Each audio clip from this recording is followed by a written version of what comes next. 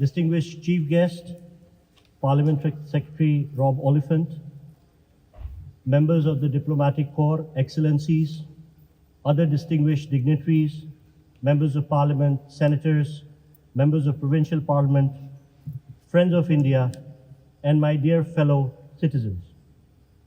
Ladies and gentlemen, it's wonderful to be celebrating this special occasion again in the company of our friends. The last few months have been tough on all of us, and if nothing, the pandemic has shown to us our shared biology, regardless of our ideology. Welcome again to India House. We have arranged some nice weather for you, and to answer a lot of questions that were put to me, I don't know when or who my new High Commissioner is going to be. I'm not in the running.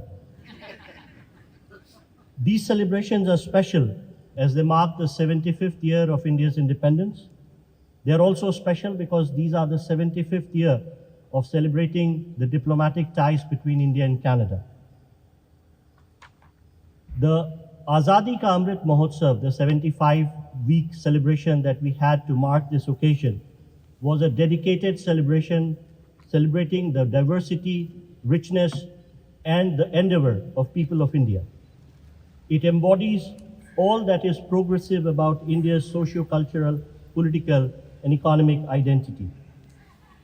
India's constitutional framework not only creates the architecture of democratic governance or gives us our fundamental rights, it is also a profound charter for non-discrimination and the quest for empowerment of the deprived and marginalized.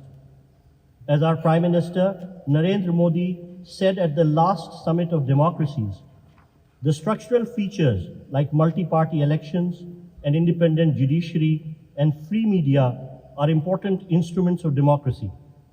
However, the basic strength of democracy is the spirit and ethos that lie within our citizens and our societies. Democracy is not only of the people, by the people, and for the people, but also with the people, within the people. In these 75 years, India's growth story has been impressive. From agricultural production to nuclear and space technology, from affordable healthcare and world-class educational institutions, from Ayurveda to biotechnology, from giant steel mills to an IT superpower. We have now the third largest startup ecosystem in the world. Our government's vision to catalyze India's transformation is evident in the launch of new initiatives like the Gati Shakti National Master Plan and the Atmanirbhar Bharat Mission. We are committed to maintaining the momentum of these transformative initiatives. At the same time, we remain conscious that all reforms ultimately need to be aimed at ensuring equitable and inclusive growth. India came out of the second wave of pandemic with a robust economic recovery. Our government's strong and determined action and one of the largest vaccination drives in the world has seen over 2 billion vaccine doses administered in India. Despite the pandemic and the world facing a new challenge with the impact of war, India's growth remains the highest among major economies and will continue to be in a strong position to withstand global challenges.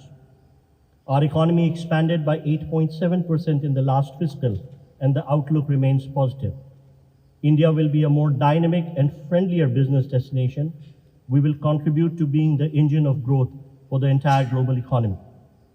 Science helped us cope with this invisible enemy of terrible might with remarkable speed.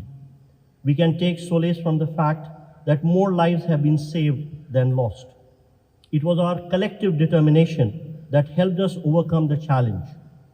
India and Canada, as sister democracies, had each other's back. India was the first nation to rush vaccines to Canada, and when India battled its devastating second wave of pandemic, Canada was there providing generous support and prompt in coming forward with its help. Thank you for that, and I have the Red Cross director who played an instrumental role. So special thanks to you, sir. For years, India has supplied crucial drugs and medication to the global market, more recently investing in the supply of COVID-19 vaccine to ensure equitable access around the world. Away from the pandemic, India is meeting our global commitments in other fields, including in climate mitigation promises. We are well ahead of our target, such as making renewables 40% of our energy mix by 2030 and managing sequestration of 2.5 billion tons of carbon. At the UN COP at Glasgow, my Prime Minister Narendra Modi committed India to an ambitious Panchamrit pledge that will see the country address 5 key sectors of economy to reduce greenhouse emissions. These include energy, mobility, industry, infrastructure, and agriculture. On the global stage, India's diplomatic efforts are driven by the philosophy of Vasudhaiva Kutumbakam. The world is one family. This is the kind of narrative that the world needs today. Indeed, our call for renewed and reformed multilateralism resonates with global leaders and policymakers. While each democracy is unique, the fate of democracies across nations has been connected. But never before has the need for democracies to come together and defend international rules and norms been more acutely felt. While democratic countries do not agree with one another on everything, the values that they share must be the foundation of building a more robust, cooperative global structure. India and Canada are natural partners. We share similar approaches and visions. Our conversations on global issues in a rebalancing world would surely be richer from real exchanges of national experiences and historical perspectives.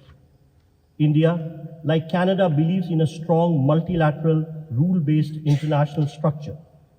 The pandemic and the normative breakdown in its wake have rudely reminded us that the institutions built to tackle the problems of 1940s desperately need to be upgraded and made fit for purpose for our century.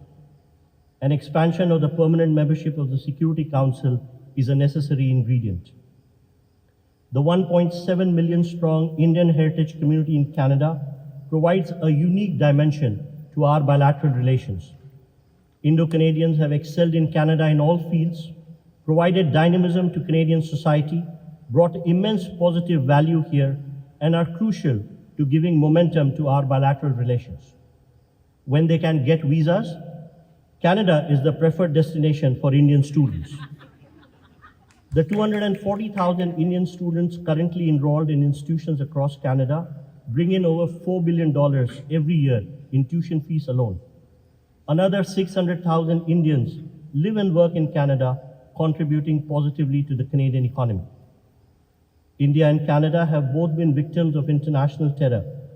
Canada's worst terror attack came from the bombing of Air India Flight 182 Kanishka by Khalistani terrorists in June 1985, which killed 268 Canadian citizens.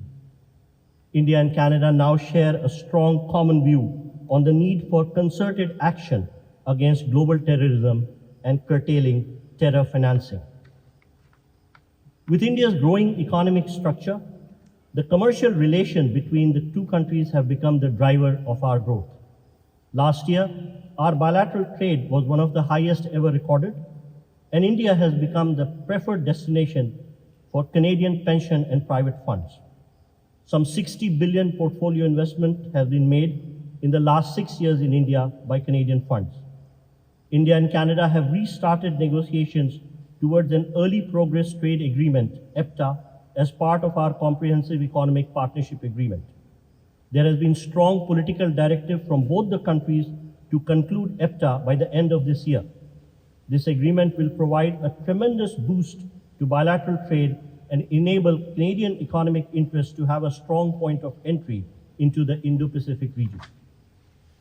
There are strong areas of convergence that will sustain our natural partnership and add a strategic element to our relations.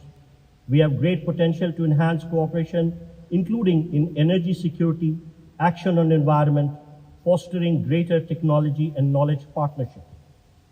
We believe that as an essential country in the life of the planet, Canada has an important part in the manifest destiny of humanity. And as the largest democracy, India would welcome its sister democracy playing a more engaged and collaborative role on the global stage. Ladies and gentlemen, by the end of this year, India would start tests on its first indigenous manned space program, the Gaganyaan. This will be a culmination of our growing scientific capacities and catalyze science and technology-led growth in India. As we reach for the stars, we keep our feet on the ground. We acknowledge that we still have a long way to go in realizing the dreams of those who won this freedom for us. Our Constitution neatly summarizes these dreams in 4 words: justice, liberty, equality, and fraternity. We will strive for more equality in an unequal world. We will strive for more justice in unjust circumstances. The road ahead is not easy. There will be we'll have to negotiate many twists and turns, but we have the benefit of incomparable guidance that comes from diverse sources. It comes from our history and civilizational root as much as it does from the vision of our leaders. And we have the advantage of having friends. We believe that with the spirit of unity and diversity, we as a nation will continue to strive to create a more prosperous and happy life for our people and a more peaceful world. Thank you all for being here. Long live India-Canada friendship. Jai Hind.